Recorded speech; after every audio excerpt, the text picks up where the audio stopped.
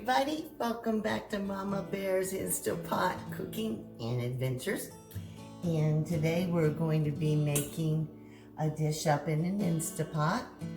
I've always been told that when you start the new year out on New Year's Day with pork and maybe black-eyed peas, different traditions, but with me it's pork and usually black-eyed peas. You're supposed to have real good luck for the coming years, so I thought on that note, let's give her a whirl and see what we can come up with. One thing you will notice is I'm working with a different Instapot today.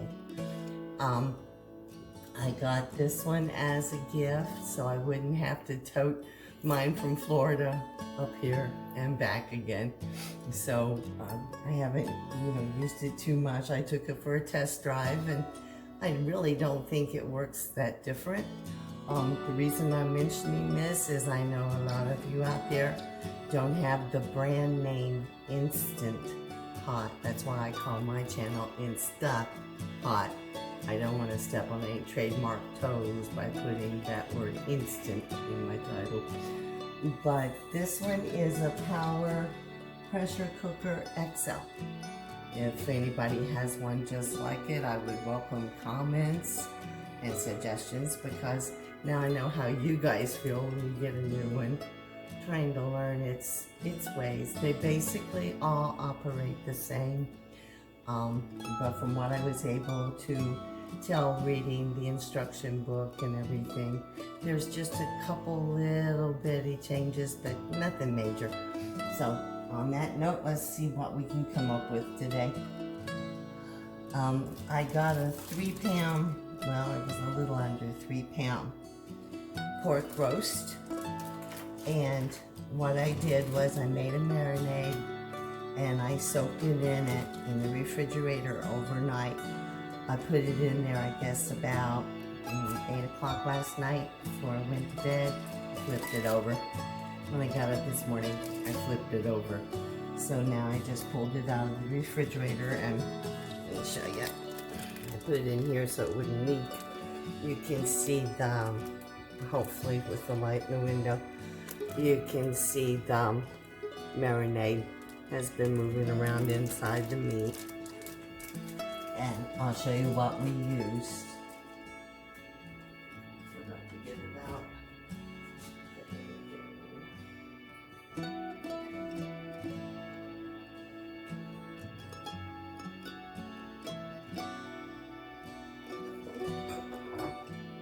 Here it is. Okay, on my marinade, what I got was, it's called jerk, Jamaican style jerk. And we got this in the meat department. I happen to be, Food City's real big up here, so that's where I was. And they had it. And so I was happy I didn't have to make my own, because all my spices are down in Florida. But I'll post you the recipe so that you can prepare your own. I'm big on that. The less you buy from the store and the more mileage you get out of stuff by making it up that way, the better. But it does come like this. Let's see if I can hold it where you can see it. So we started with olive oil and the jerk chicken, or Jamaican Jerk Spice. You can use it on chicken as well as pork. Put that in the marinade.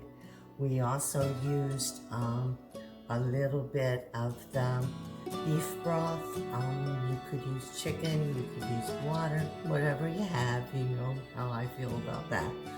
I had can't believe it's not bouillon in the beef. So I used that and made that up and put just a little bit in there with it. And I'll put the amounts on the description page so that you'll have it. Just to give you an idea of what is in jerk chicken, or I'm saying chicken, in jerk spices. There's onion powder, cayenne, paprika, crushed red peppers, thyme, garlic, parsley, black pepper, salt, sugar, cinnamon, nutmeg, and allspice. And so I will post that so you can make up your own. And when you make it, it'll make about a shaker container, about like that. And I would say you would use 1 to 2 teaspoons of that and a little bit of olive oil. I'll give you the recipe. But it goes a long way when you make it up, when you get your spices like that. What we're going to do is we're going to first plug this in and turn it on. And the directions on this really weren't clear about whether you cook on a rack or not. So I'm going to sear it a little bit, and then I'm going to do just like the recipe idea said. And you know how I feel about recipes, they're guidelines. And so we'll do it our way and see what we get. When you first turn this on, you're going to see that it's all zeros. I'm going to want to start to use it. This one comes pre-programmed with a lot of different settings. So I'm going to choose the one for meat and chicken. It should go to a ½ hour. Hopefully it will. Nope, 15. So select time to cook. 40. No.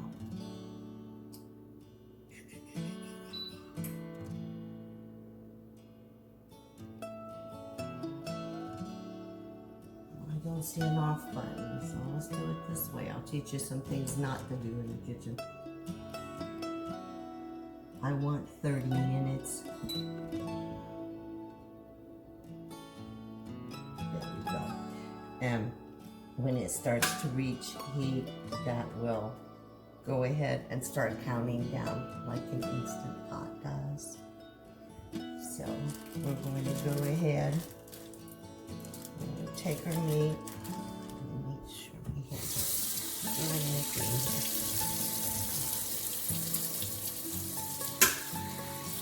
Stop that.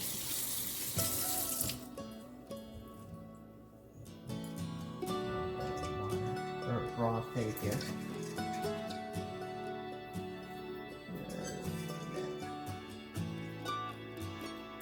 There we go.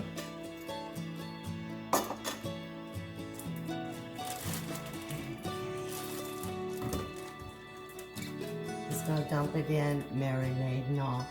It's set to let it cook for a few minutes, just a couple, like it would when you were searing. And then put the lid on and cook it for 30 minutes for this much. Great.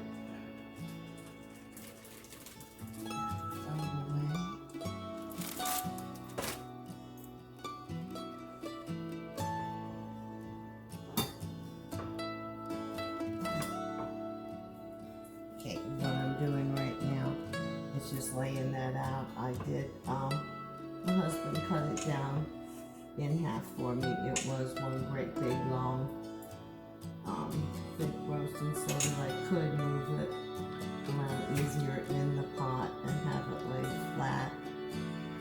He did cut it in half. Let me see if I can tilt this so you can see it. Not supposed to do that, but no, it's laying flat in 2 pieces. So we're going to go ahead and we're going to start browning that a little. Okay, and so you're not having to sit here watching me just brown. This is all I'm going to be doing. Brown's the wrong word. I'm going to put a little sear on both sides of it like we do for a chuck roast or chicken or any meat. The searing process kind of holds in some juices, and it helps it in the cooking process by sealing the nutrients and the moisture inside the meat. We will be cooking with a lot of moisture today. Well, not a lot, but we'll go ahead. What I had in here was I made a little bit extra broth because I didn't use a lot for the marinade. So I made up some extra, and so it equaled 1 cup. So So I'm going to go ahead and put that in there. And I can see steam is starting to form. And I didn't use a rack on this. I decided against it. I was going to brown it and then pull it out and put a rack in it and cook it up above the moisture line. But when it comes to pork, it's okay if it sits and cooks inside the juices. It helps it stay tender. It just aids the cooking process quite a bit there. And it's starting to bubble a little bit. So I'm gonna put you on hold. And as soon as this gets going, I'm gonna put the lid on. And then that'll start pressurizing.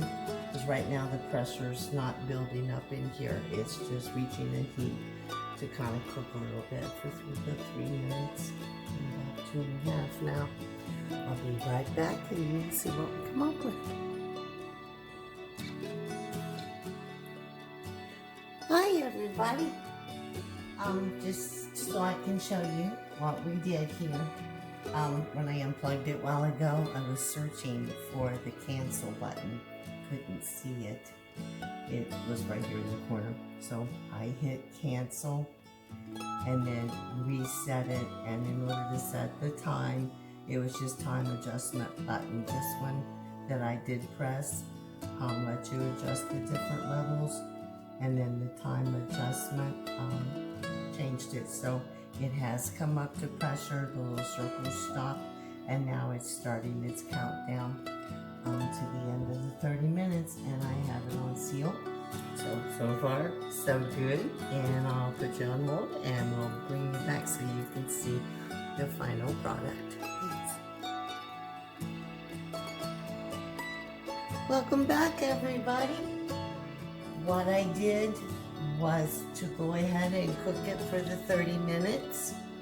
And from looking at it and tasting it, you could go maybe 35, maybe 40 if you like it extra falling apart, kind of tender. This is more of kind of a roast. It is a roast, so it is not like shredded pork or anything like that. But hopefully you'll be able, without me dropping this, to see its consistency. Let me move that so you can see inside. And move this. Let's take a little taste here. It's still very hot. It just came out.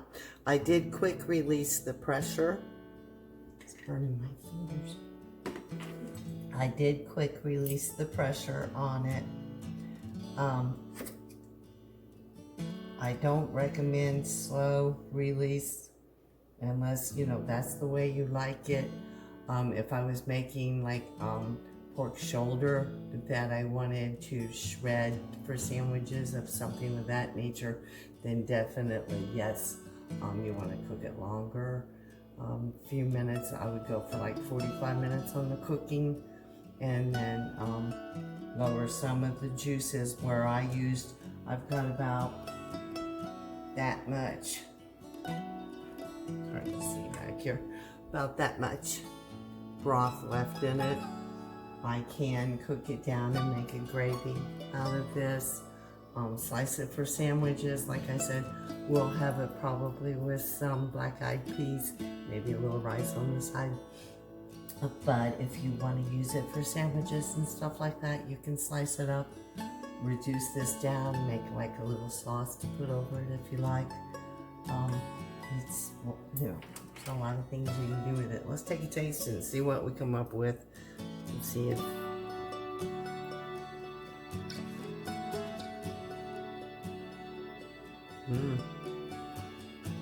it's tender. It doesn't have a lot of resistance to it. My husband checked it because I don't have a meat thermometer up here, and it's like he likes it. I probably would, instead of 30 minutes, if I make this again, I'll do 35.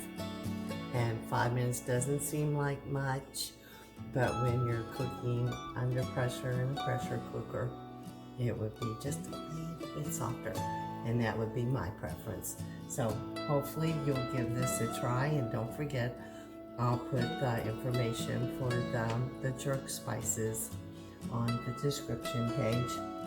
And on that note, I'm still working on some sights and sounds for you, and I'll probably see you again when we get back in Florida. Thanks. Oh, don't forget, please like and subscribe. I appreciate it so much. Thanks.